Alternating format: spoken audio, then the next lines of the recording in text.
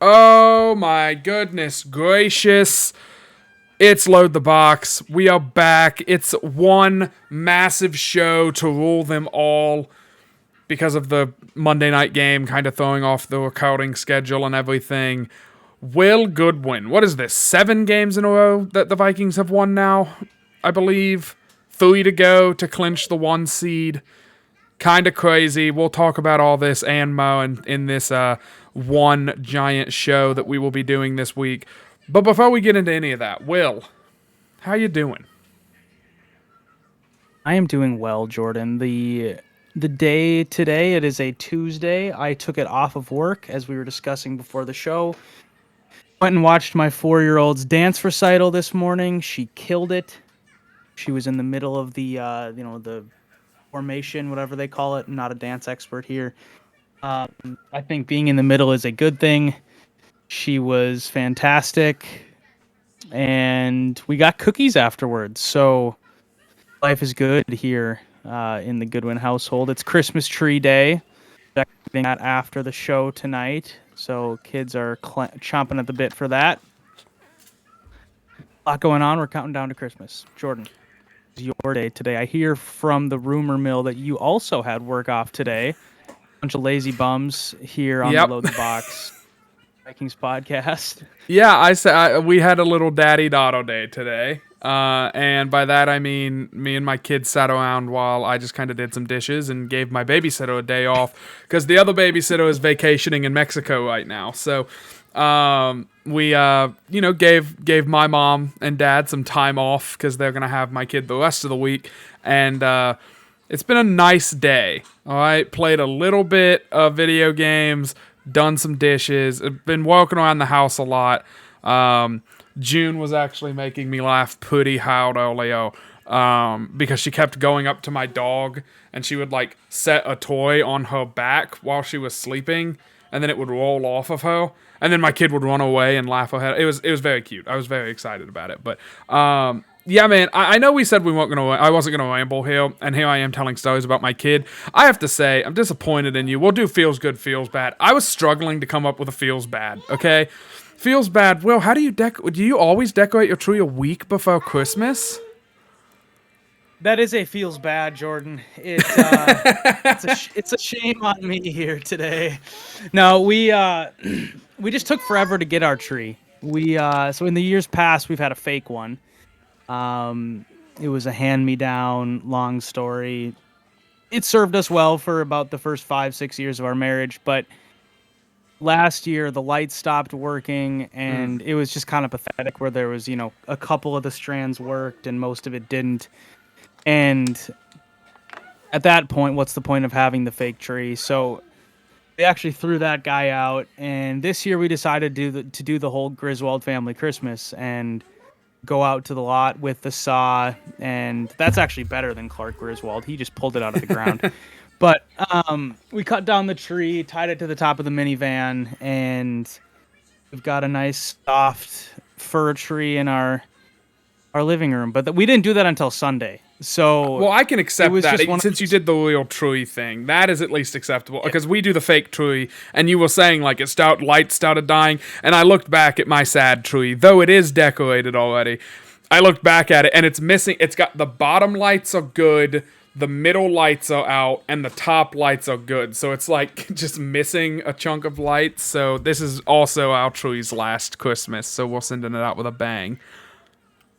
Yeah, this year was sort of a trial run for us because, we've always had the fake one. So we thought, why not at least try to get a real one, see how it goes with the kids, see if they're into it, and turns out they're super into it. So it feels like this might become a yearly tradition. It's also kind of nice. You don't have to store a tree all year, which when you live in a, 1,300 square foot house with not much of a garage, kind of nice to not have to store an extra thing. So, and it also smells good. That is a perk. I'm sure Yeah. they make fake trees now that smell like real trees. You just got to put the little Are air pretty- fresheners, like the little cow trees or whatever, like the wintergreen or whatever it is. Like just dangle those on now. Well, look, now that we've done LTB Christmas, I am in my Christmas show. This, man, this might, I would assume we're going to record on Monday. We'll talk about scheduling, but this might be the last show we do before Christmas. So if it is, hope you had a Merry Christmas. If it's not, Merry Christmas to you anyway. I'm feeling extra jolly, okay? I've got the sunglasses, I've got the hat, I didn't go all decked out in Vikings. I just want to point something out that's kind of fun.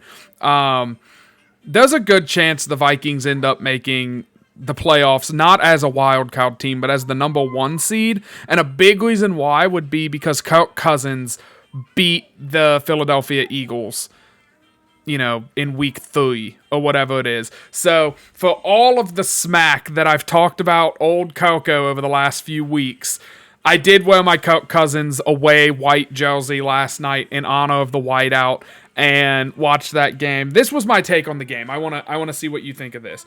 And I posted this on X, but I think I'm going to enunciate it a little better here.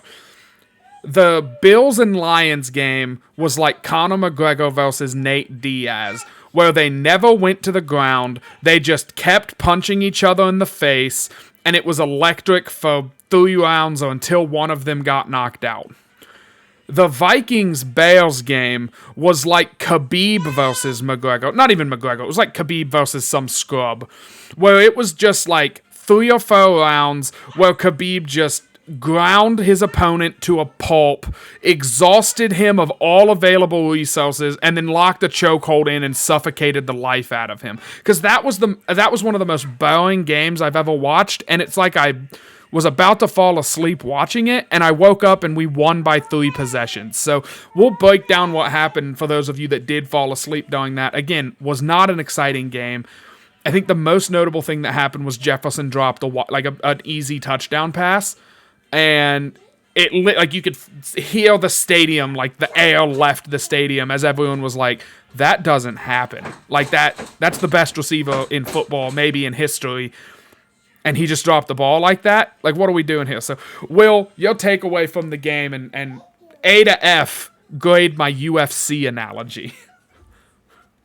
I'm going to disqualify myself from the UFC analogy because I don't think I've watched a single round of UFC in my life. So, oh, wow. Okay, I think we've talked about that. I know nothing about the octagon other than the fact that there are 8 sides to the ring. That's about as good as I can get, and they don't wear full boxing gloves. That's about geometry. So back to the football, it was a boring win.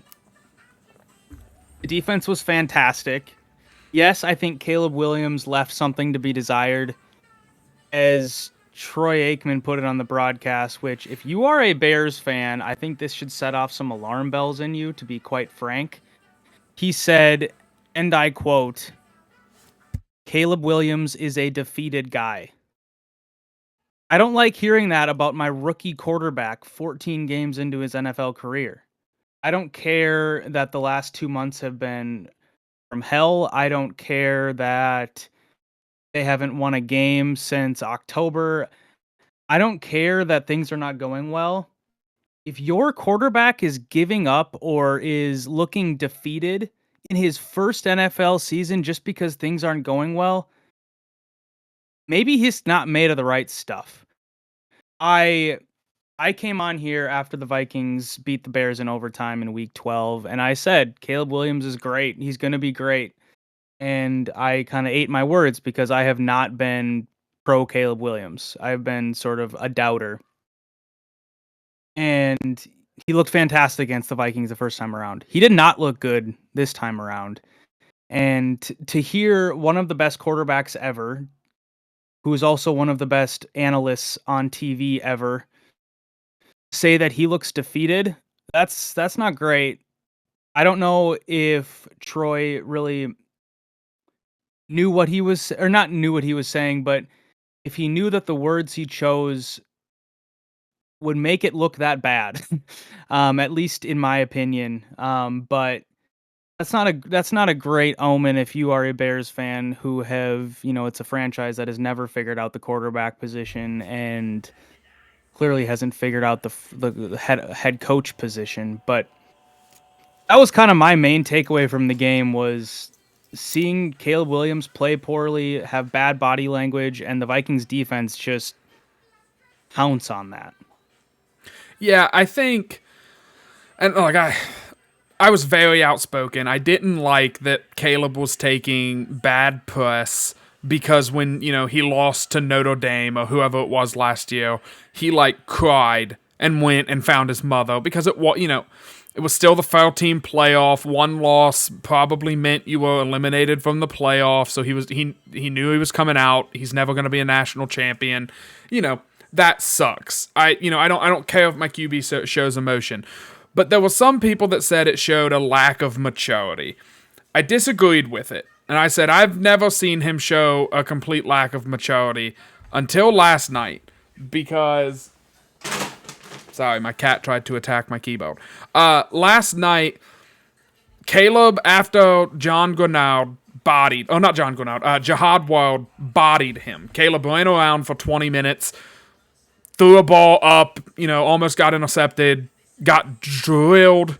He jumped to throw the ball, which put him in an awkward, landed funny, went to the sideline, and one of two things was true. Either one, he hurt himself, and he was writhing in pain. But his face didn't say, I'm in pain. His face said, I am a defeated man.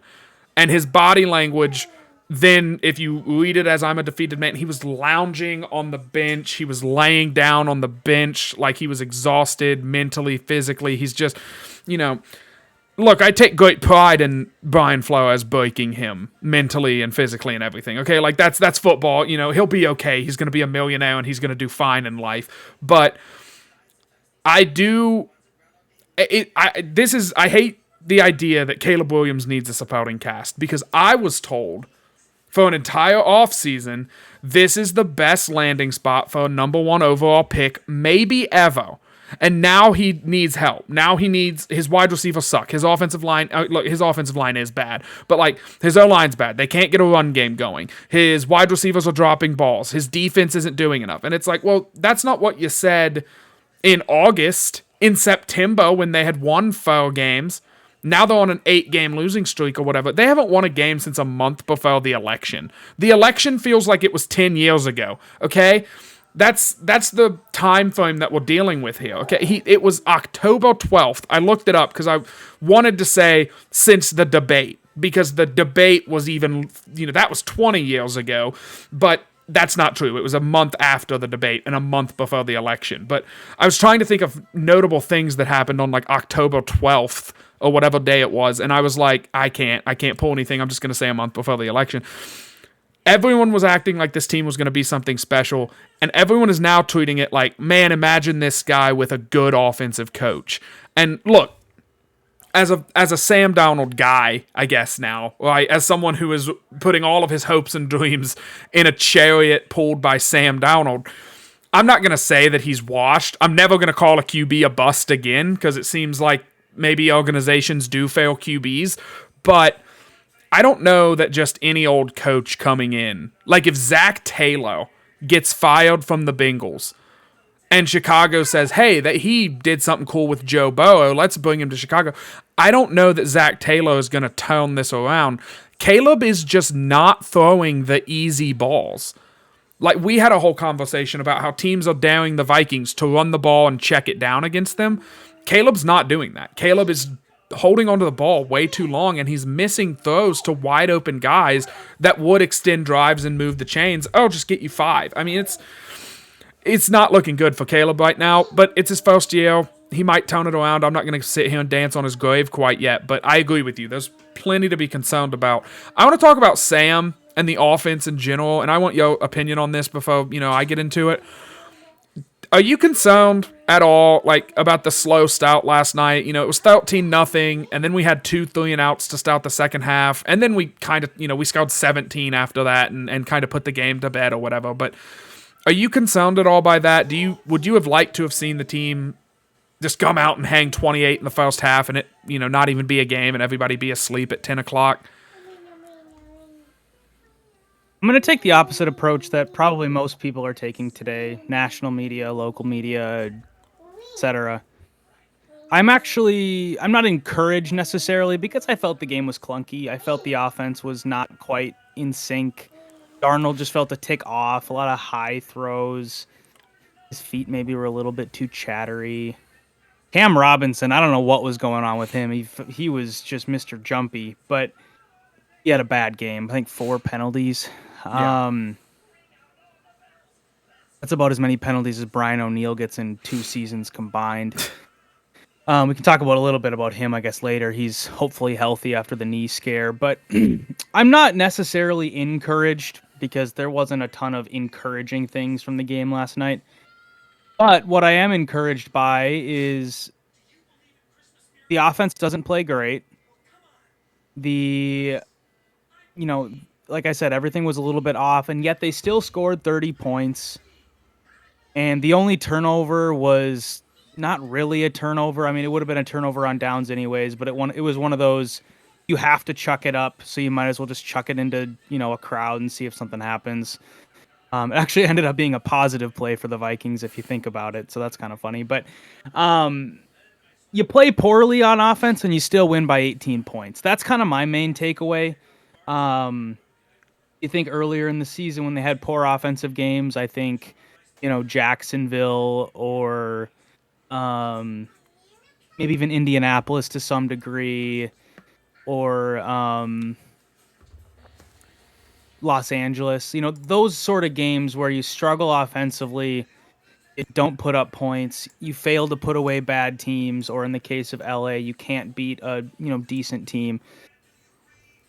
They won this game convincingly, going away, never a doubt, and they didn't play great. And I think if we're honest with how this team has played over the last few weeks, this to me feels more like a blip than, sort of the norm. You think back to Chicago round 1, they put up 30 that time as well. The offense was humming. Justin Jefferson didn't even do anything that game, and they still hummed. Atlanta, obviously, is a fireworks show. So I just think over the course of the last, month to 6 weeks, I think the offense has sort of found its rhythm a little bit. And so just because you have a C game or a C minus game, it doesn't worry me that much, especially when you still score 30 points. Yeah, I think it's hard to even say that that's a C game because, like you said, I mean, they put up 30 points and the stouting defense gave up 2 field goals. They didn't score a touchdown until it was, Nudie McLaughlin and Foster Moreau out there covering guys. And then it's like, wow, congratulations. You threw a decent ball on Foster Moreau to score a touchdown to make it a 2-possession game. And then we went down the field and kicked a field goal to make it a 3-possession game again. I mean, and I'm trying to think of where to go next with this because there's several avenues we can go down. I think I want to stay on the offense because the defense, it's good. I mean, they just continue to be good. They didn't blitz a lot last night. I think maybe that's the big takeaway for me is if they run into a Jalen Hurts, which I know Jalen is different than Caleb, but a Jalen Hurts, a Baker Mayfield, maybe to a lesser extent, but like one of these like scrappy, scrambly, move around, hard to sack guys, I think that Flores is kind of saying, I'm not even going to try and blitz them. I'm just going to try and get pressure with foe and trust the secondary to do their job. I'd like to point out I was wrong. I picked Cam Beasley. I guess I can just say that, but I picked Cam Bynum to have my game ball, and if I had to give it to somebody on that defense, it would either be Grenard or, and maybe this is just because he stood out so early, Josh Metellus felt like he was playing with his hair on fire all night long. Felt like every time there was a run stuff, Metellus got up. He was like, there's like a different, like when Harrison Smith makes a tackle for a loss, he gets up and kind of just stands there like, yeah, I've been here before. Metellus gets up and he's like shaking with excitement. Like I think you could tell he was amped to a different level. So, I want to point that out. Metellus, he pancaked an offensive lineman, which is just hilarious because he's a safety and he pancaked an O lineman. That's great. That was absolutely beautiful. But I don't know. This is going to be my big takeaway, and this is going to be I don't want to say put a bow on this game, but you look at this win streak that we've been on now, and I feel like I said going into the bye, maybe after the Detroit game, definitely after the Rams game, it was somewhere in that stretch. I said the Vikings have a stretch of games coming up where they should not lose. And you can't chalk anything up as a win because it's the NFL. But if you want to be a Super Bowl team, you can't lose one of these games. And the reason I said that, I don't remember if I said this or not, but the reason that you say you can't lose to Indiana, Jacksonville, Tennessee, Chicago, Arizona, Atlanta, Chicago, those 7, is because now, hey, look at that. We won all those games, and now if we win out, we're the number 1 seed. So if we would have lost that Jacksonville game, well, now we need help. Now we need San Fran to beat the Lions. Now we need Philly to drop a game to whoever.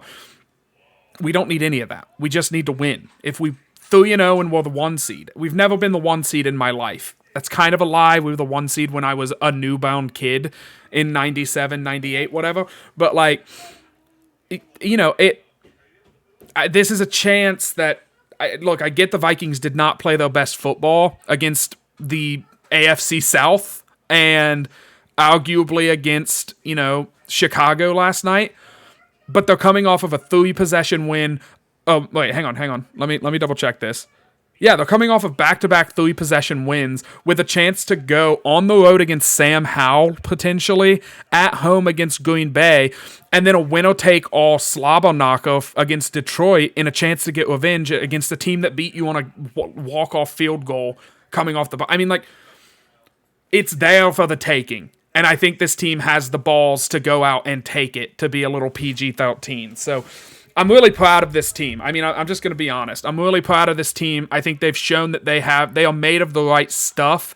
They respond to adversity well, and they are starting to get that. At the beginning of the season, I kept saying they look like the more physical team. They're starting to get that back. They are starting to look more physical than the other teams that they play, and they're doing it at the right time. Now, granted, it's been against non-playoff competition, so let's see how they look. Next 3 games are huge. I mean, everything's a litmus test at this point. But what do you think? And we'll talk about Seattle in depth, but if you have any, other thoughts about last night's game that you want to get in, but also, this next stretch of games, or even the win streak in general, I just kind of want your thoughts, big picture, for a minute. Yeah, I mean, the first thing I want to call out is this team hasn't lost since there were leaves on the trees, and it was still 60 degrees in Minneapolis, and they haven't lost a game other than a 5-day stretch in October. Just think about that. They started the season on a 5-game win streak. They lost twice before you could, blink. And then since that day in Los Angeles, they haven't lost. This team has been model of consistency and excellence, and even when they don't have their best ball, they've found a way to win. The whole, the Vikings only win 1-score games narrative thing, I think we can kind of be done with that. They have now blown out, like you said, back-to-back teams. They've got, multiple blowout wins on the season. I think there's now 4 wins of 18 or more points now this season. For all intents and purposes, they blew out Green Bay in week 4. I mean, this team has been not just good, they have been consistently good week in, week out. I think we all can agree, too, that they didn't have their best game against Detroit in week 7, and yet they were, 1 defensive stop away from beating that team. And so, there is, yes, I think Detroit outplayed them the first time they played, but they've got a puncher's chance against anybody. And now, we didn't even really talk about this, but you look at what Detroit is dealing with, and it's no moral failing. It's just the reality of what Detroit is going through. They have so many players injured that they are lining up Jordan's cat on defense at this point. And it's really too bad, honestly, if you think about it just from an objective football fan perspective, because this Detroit team looked like a clear Super Bowl favorite for about 10 weeks of the season. And now I mean, they're playing guys out of nursing homes on defense, and they're putting up a valiant effort. I think Aaron Glenn sort of just has played with this screw it mentality of we have nobody, so we're just going to blitz the crap out of you, and we are going to come at you and make you play fast and make you make decisions faster than you want to. And that doesn't work against Josh Allen. Blitzing and playing man behind it does not work against Josh Allen. They saw that very It's a clearly on recipe for a Sunday. disaster, actually. That's how you give up almost 50. I think if that game wasn't, in hand, I think it would have been 50. So,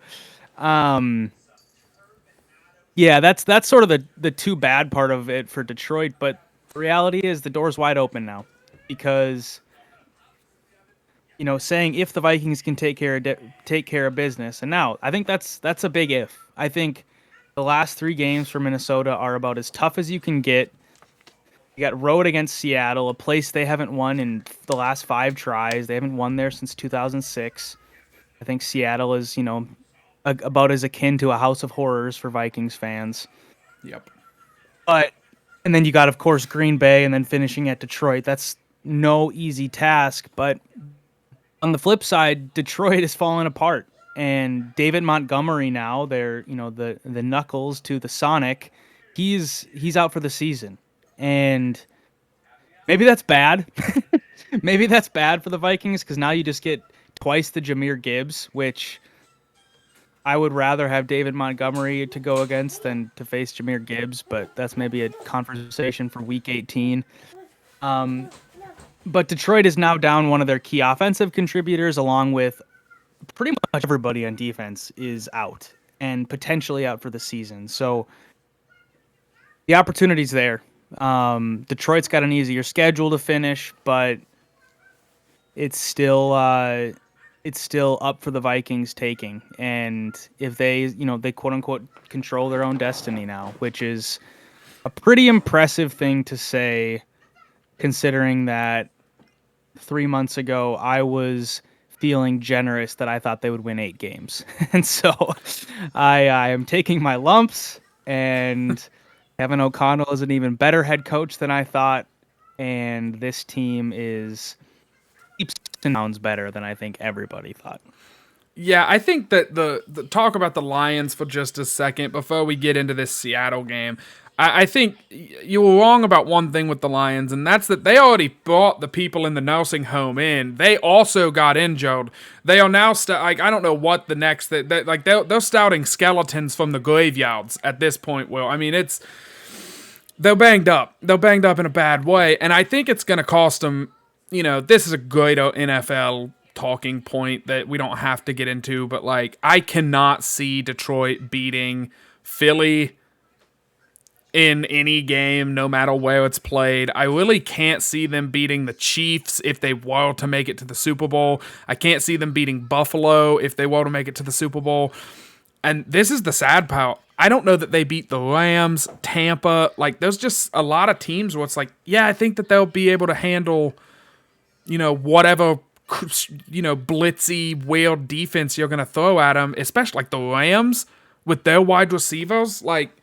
It's going to be a shootout, and that's really what the Rams or the Lions are going to be in from now on. It's just every game is probably going to be a shootout, and so I don't think they're going to lose to Chicago, but could they lose to San Francisco?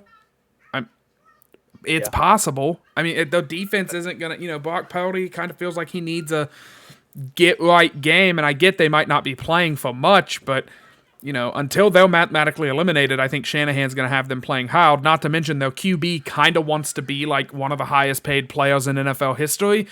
He needs to have some good tape. So what a chance to have good tape than going up against, the Madison junior, senior high school defense that, the Lions are now scouting. So, yeah, man, it's all out in front of the Vikings. That's crazy. If you told both of us, I think at the beginning, and you're talking to, I thought I was being overly optimistic, saying 10 wins and a playoff win.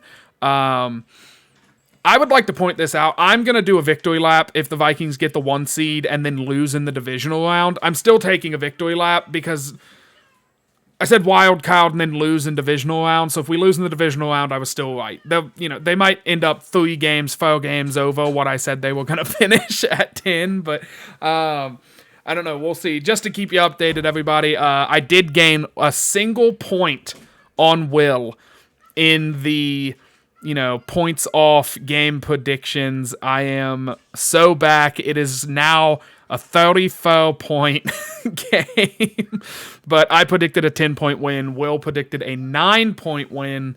Should have won 11. You would have gained a point. But, yeah, not a great season for me there. All right, let's talk about Seattle. And this is weird because we're recording this on Tuesday. So we don't know who the heck is playing QB for Seattle come Sunday. So here's how I'm gonna present this. If Geno Smith plays, this is going to be an incredibly difficult but winnable game for the Vikings.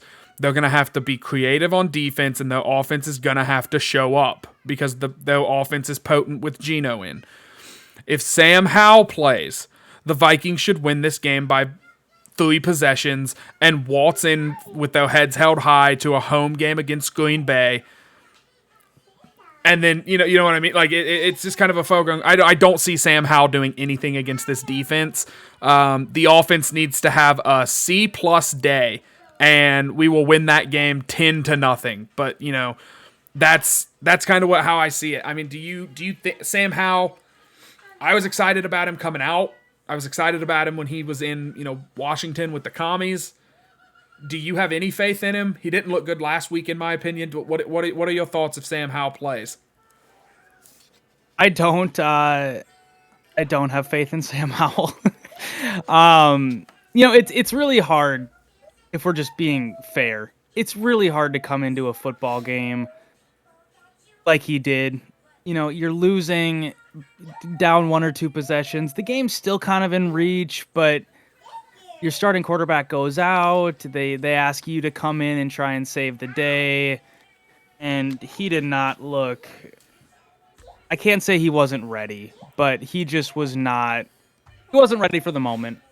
It's a really hard position to be put in. He did not play well against the Packers on Sunday night. He is also just an interception machine, Jordan. He had 21 picks last season. He also had 21 touchdowns last season. So if he plays this Vikings defense, he's going to throw multiple picks. It's a foregone conclusion. So I don't fear Sam Howell. I think we can probably keep the analysis of that scenario pretty quick. I think the Vikings win. I think they probably win if they don't win by 10 or more, it's probably, not a very well played game. Do you just want to do the Sam Howell predictions really quick? Do you just want to throw it out there? Let's just do it right now. I think the Vikings win 26 to 16. Seattle's a weird place. Ball can be slippery sometimes. Let's say it's a little closer than we want it to, but Vikings by 10. I will go Vikings, and I'm going to put the Sam Howell. I think Sam Howell's playing, personally. That Geno stuff did not look good. I personally think Geno's playing. But okay, all right. Well, then here, I'll put just because I'm seeing that, what the, reports are on him coming back here. And for those who didn't watch Sunday Night Football, he got dinged up. He got a weird hit. It was a legal hit, but he got hit low, and the knee got twisted up a little bit. He came out of the game, tried to come back in, but it wasn't going to happen. So now everybody, of course, is speculating whether or not he will play. Yeah. Well, then my Sam Howell pick... I think he might play, but anyways. My Sam Howell pick will be 31-13. I'll try to gain some ground and say, I've seen you do this season, where you are very confident in the defense against bad QBs, and I've not been as confident in the defense. I've predicted teams to put up 20 plus on us quite a lot this season, so I'm gonna say, this is just a dominate. We're gonna do what we did to Caleb Williams and the Chicago Bears last night, even though they have Smith and Jigba and Metcalf and Lockett and Noah Fant, all these guys. I don't care. It's like you said, it's going to be an interception fest. So that will be my how prediction. Let's talk as if Geno plays, because Geno is, they're stouting QB, and he was the Sam Darnold of 2 or 3 years ago. And I want to get this is a dumb question, but I want to ask this: what do you think of Geno? Like, what's your opinion on him as a QB? Like, is he top 16? Maybe. I feel like he is, so he's a little bit younger than Kirk Cousins, right? By a year or two. I feel like he's sort of discount Kirk Cousins. He's not going to win you many games. He is not going to lose you too many games either. This year, he has not been great, folks. He's got about as many touchdowns as he does interceptions. And the passer rating is not something that you want to put on your report card sending back to mom and dad. I think the Seattle Seahawks probably at this point have a little bit of buyer's remorse with the contract. Now, they didn't pay him insane money, but what has the Geno Smith contract bought the Seahawks? I mean, they made the playoffs one time. They got blown out by the 49ers. Didn't really look like they belonged. The following year, I think Geno might have got injured, so that season sort of went awry. But I mean, let's just be straight. What has the Geno Smith contract done for the Seahawks? Maybe it's made them somewhat relevant. But you could argue they would have been better off restacking the deck. And I'm not enough of a Seahawks savant to know what their cap situation or draft pick situation or young player situation is, but it doesn't, from a distance, it doesn't seem as if the Seahawks have built their team in the right way for long-term contention. I think they got an okay team. I think they're a tough team. I think this game on Sunday is going to be really hard. But Geno Smith does not have me shaking in my boots if I'm the opposition. Yeah, I think that I like Geno. I really don't know. I mean, that's so... And I know I asked the question. I shouldn't have asked the question if I wasn't ready to answer the question. But, like, it just feels like every time I watch Geno, it feels like he doesn't, like... He does feel very Cousins. Like... And maybe there's a Seahawks fan that will stumble upon this that's like a diehard Geno Smith, warrior, that's going to be like, no, the narrative is wrong. Like the way that a lot of Vikings fans were with Kirk Cousins, where they were like, it's just a narrative, it's not accurate. He plays really well, the team around him isn't good enough, yada yada. But like it feels like when I watch him, I think of like the Lions game, where it's like, oh, they're down 2 possessions or 3 possessions, and he does something crazy and scores a touchdown, and then his defense gives up a touchdown, and then he scores a touchdown, and then it feels like when he's down, he is capable of putting up really, really good stats, but when he can't do that to take the lead, and if his defense does get him a couple stops, it feels like he's also going to stall out, which I think is unfair to put that all on Geno, but you would think with Metcalf and Smith and Jigba, and you wonder, would Penix, would a Bo Nix, a guy like that? I get they weren't picking in that range to like take one of those QBs, but I don't know. Are they going to take a QB this year? Like, are they going to try and move up? And I mean, I don't think they're going to be in the Shador Cam world. I don't think that's a landing spot for Sam if Sam does leave Minnesota, but I don't know. I see, now I want Seahawks fans to find this just so you guys can tell me what you want to happen to Geno, because if I was the Seahawks, I'm thinking like, yeah, if he'll keep playing at like Baker Mayfield money, I'd keep him around. You just have to hit on some draft picks, but I don't know. I don't know. Who strikes more fear into you? And maybe this is unfair because we just saw Caleb last night, but like Caleb or Geno, who do you feel more? Caleb. Really? It's not a question. Just because of the big playability. And the good thing about Caleb as much as there are question marks and there are concerns for me still, obviously, it's he doesn't turn the ball over. Obviously last night the strip sack was huge, took him out of field goal range. The Vikings then turned that into a touchdown. But he hasn't thrown an interception in like 2 months. And for a rookie, that's pretty impressive. And now you could say he's playing it safe. You could say he's just not reading the field, and so he's just taking off and running too much. I don't really think those things are true. I think maybe he's missing on throws. Maybe, he's making mistakes elsewhere that aren't showing up as interceptions, but he doesn't put the ball in harm's way that much, and I think Geno Smith does. I think the big playability is bigger with Caleb, and I think the ability to take care of the ball, I think, is already a little bit better for a rookie. So, yeah, for me, it's Caleb. I don't know. What about for you? No, it's Geno for me, and it's partially unfair because Caleb is one, a rookie, and two, I've seen him look like I've seen his offense in general look bad, but I mean I don't know. The sample size is bigger for Geno, and I've seen Geno like look pretty good in the NFL, and I don't have we seen Caleb Williams look good yet? He's had good plays, but has he had an entire game where you were like, yeah, that's a franchise QB? I don't think we have. And so not trying to dunk all over Chicago fans. I think maybe week 12 against the Vikings, to be honest with you. I think that might have been because of going against that defense, forcing overtime. Yes, he was terrible in overtime. The one series was horrible, and that took them out of the chance to win that game. But I think the things he did to bring him back, and I think his general level of success that game was pretty impressive. But my question is, and I'm not trying to be a hater. Again, any Chicago fan that watched this, you are a hater. It's okay. I am a hater, but like I'm not even trying to be a hater. It's just in my blood to be a hater.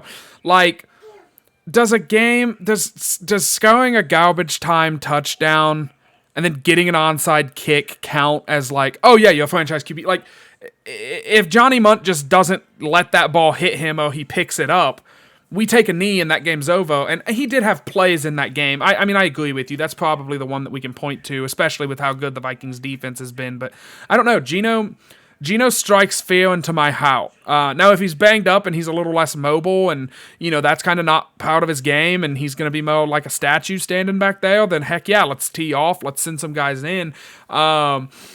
Here's an important stat to kind of talk about the Vikings for a minute. I know we've been talking about Seattle. And knock on all of the wood here, the Vikings are undefeated in games where Blake Cashman plays. That's insane. My camera's still spazzing out. I don't know why, but if it doesn't correct itself, I'll turn it off again. But yeah, undefeated in games where Blake Cashman plays. That's crazy to me. So Cashman's gonna play in this one. So if that streak continues, the Vikings will win this game. I do think what he does for the defense is kind of crazy, and we kind of brought up that him and Pace, the new Kendricks and Bow, in the sense of like Pace was good at blitzing and really shifty in that department, and Cashman was more of the Eric Kendricks pass coverage run stuff, that kind of stuff. I think Cashman really is like he's a face of the defense type of guy where it's like when he is in, the defense can operate differently because he's gonna make a play on the ball in the pass game. He's gonna interrupt a passing lane and buy the pass rush an extra half a second to get home. I'm really, really loving that signing. I think that's the best signing of the year, and we signed a quarterback that's playing like top 5 in the NFL right now. And I still think Blake Cashman might be the best signing of the offseason. And he doesn't even have 2 pick sixes like Van Ginkel does. So I don't know. Let's talk about what has you feeling good about this game. It doesn't have to be defense or offense. For me, it's that Blake Cashman's playing, and that means the defense should be really good. Yeah, I think that part is encouraging. I think also, despite the early gash plays that the Vikings gave up on the ground against the Bears, I think that side of the defensive equation looks a little better than it did the prior couple weeks. This is a Seattle team that likes to run the ball, if they're going right. We don't know the status for Kenneth Walker the third yet for Sunday. That will be a big teller of the outcome as well, whether Geno plays, whether Walker plays. But that's what I like for sure. The other thing too, thinking about this, if I'm thinking of this from a Vikings perspective, we've talked about the Vikings being a tough, resilient team, right? This is a team that hasn't really faltered much this season. When things have been going poorly, they've been able to just sort of get off the mat and keep going. Seattle looked like they got punched in the mouth by Green Bay in that first quarter on Sunday night, and they just folded. It just looked like they were soft. It looked like they couldn't take a punch. They did not look prepared to be the more physical team against sort of a rival in the Packers. They've had a sort of a weird rivalry with them over the years. I don't really understand that. Let me be totally clear and totally fair here. That was the first Seattle game I've watched all season, so my knowledge of the Seahawks is limited to box score watching and highlights and just what I know about their active players. So it's a little bit of a shallow take there, but what I saw on Sunday night, I was not impressed by before or after Geno Smith went out. So that to me sort of is you have a chance if you're a Vikings team to be the lion that, captures the limping zebra here. If if that sort of trend from Seattle continues. I would like to prepare, because you brought up like, oh yeah, if Kenneth Walker doesn't play, that's going to be mad. I would like to prepare Vikings fans. There is a chance if Kenneth Walker doesn't play, excuse me, that his backup Zach Charbonnet has a really good game. Zach Charbonnet is a very good back. A lot of fantasy people love Zach Charbonnet because Ken Walker gets injured a lot, and Zach Charbonnet is a very good back. He's almost like, think of Alex Madison, but before he was like a full-time running back, and we all found out that he wasn't that good. Where it was like, we had a lot of confidence if Dalvin went out that, yeah, Madison will come in and he'll probably give you 86 rushing yards or something like that. And, he's good in pass pro. And so Charbonnet is no scrub, but he's not, I agree, he's not the home run threat, or he's not the dominant running back that Kenneth Walker can be. The Seattle defense, and this is all narratives just from listening to Spouts Talk Radio, seems to be very up and down. That's something that I've kind of noticed. It was bad, but they have a defensive coach, so he's kind of schemed them into being better. They finally started to figure out like a pass rush. Kind of been all over the map. I feel like they haven't found they haven't been, hey, the Seattle defense is the Legion of Boom, and they're going to be, the top 5 defense for the entire season. It feels like they're week to week on how they play, but I don't know, man. I'll go ahead. I'll throw my score prediction out there. If Geno plays, this is my Geno score prediction. Again, my Sam Howell prediction was 31-13.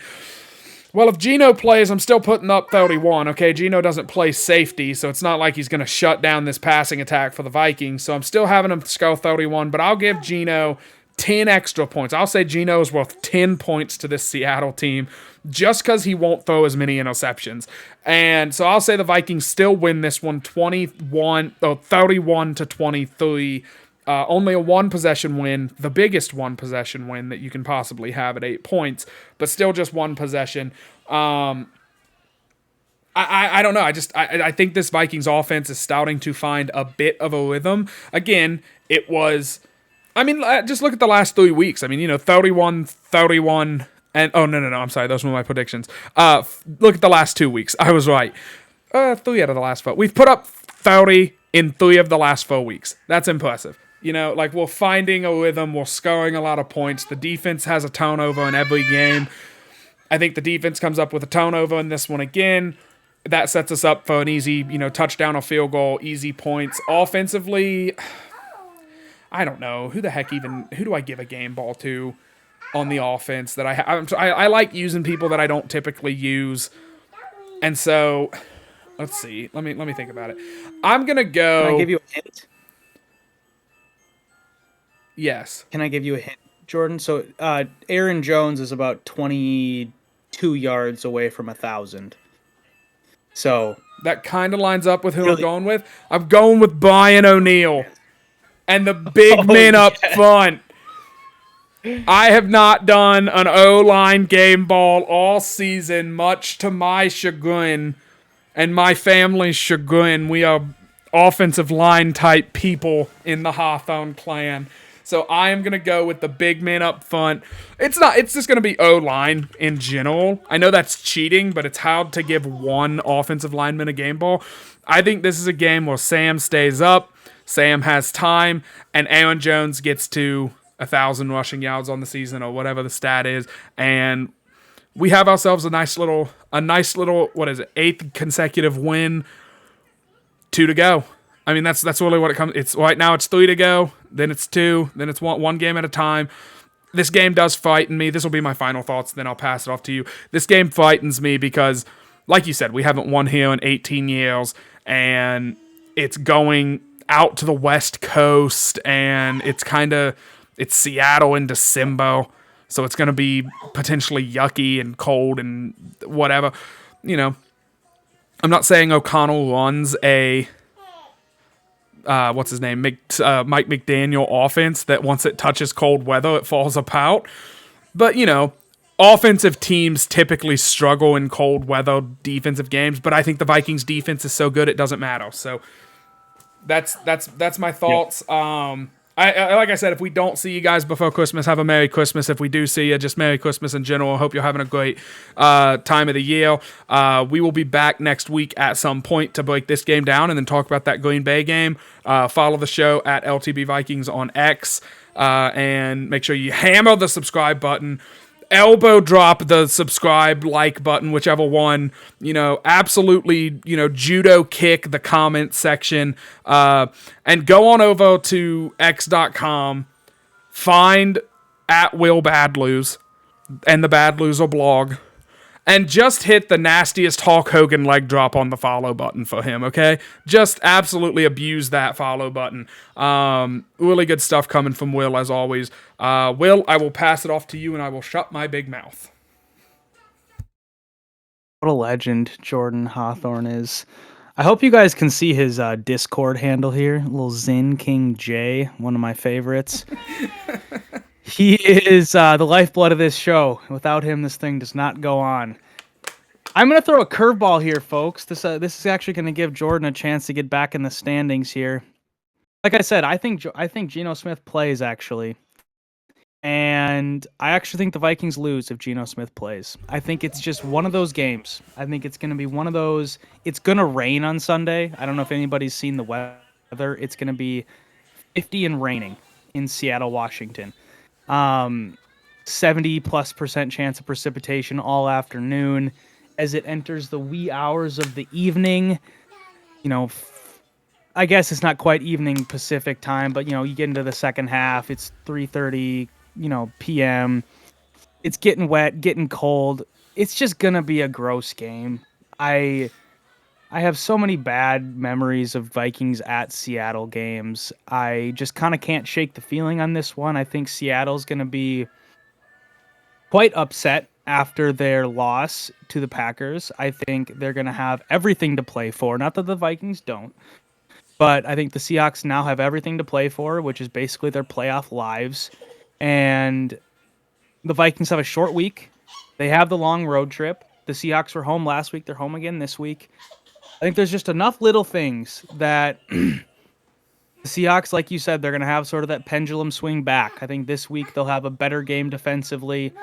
They'll put up enough points offensively against this good Vikings defense. Let me just say 23-20 Seattle. I think with the rain, it's going to be low scoring. And it's just like I think it's just a tough game.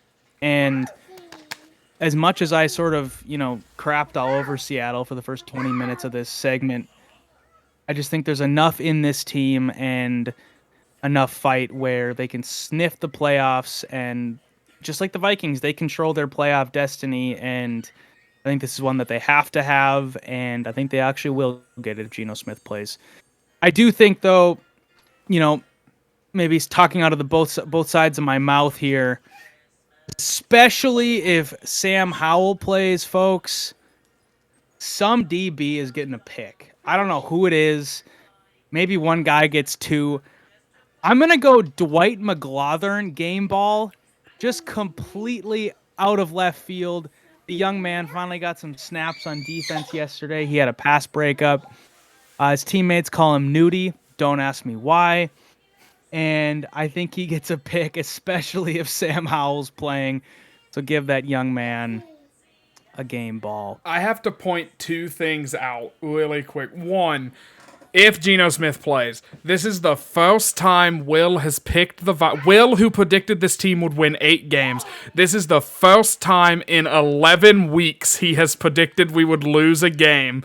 And also, even if I get this 100% correct and we win 31-23, I will gain 11 points and still be down like 22 points. Oh, 23 points on the season. So I'm going to need... You do that every week through week 18. I will win by like 3. So I'm the Bengals of the points pick'em right now, in that it's not over, but it kind of feels like it's over, doesn't it? But yeah, no, I think that's worth something. I hope, for our sake, Sam Howell plays. That will be the last thing I say, because we have a better chance to win if Sam Howell plays. Sorry about it. I want to see the Vikings get the 1 seed any means necessary. My final thoughts are not on the field related. It's a little bit of a personal story plus a Vikings connection. A dear friend of mine, or a friends of mine, their 5-year-old son has brain cancer. And Jordan knows about this. We've been texting a little bit about it. Prayers are going to the heavens on his behalf. His name's Isaiah. If you a praying person, pray for him. He's in radiation right now at the Mayo Clinic in Rochester. Actually staying with my brother and his family, which is fantastic. It's, as they drive down there, they stay the nights there. My brother and his family live in Rochester, so they've, had the ability to host him. His dad, Isaiah, is 5 years old, like I said, battling brain cancer, and the Minnesota Vikings did the coolest thing ever, which they do often.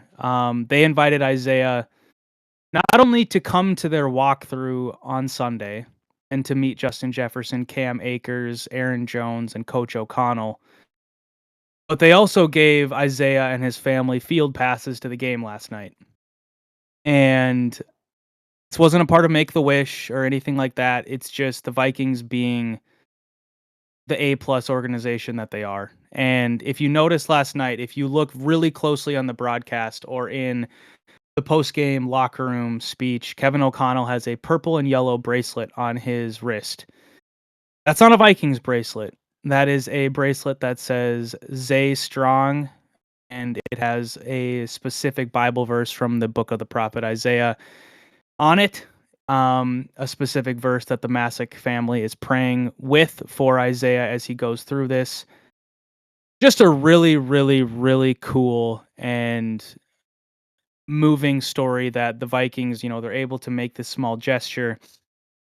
Kevin O'Connell chooses to wear Isaiah's bracelet at the game on national television, and it just means a lot. It's really cool also to know that, friends of mine are being embraced not only by their friends, but by, this organization that we all cheer for, and it just gives us another reason to cheer for them. So praying for Isaiah, we'll continue to pray for him. And, let's hope this Vikings team gets, Isaiah, who is a huge Vikings fan, by the way, at his young age of 5, to get him a something to cheer about as he goes through this crazy and really difficult time in his life. So that's all we'll say here on Load the Box Vikings.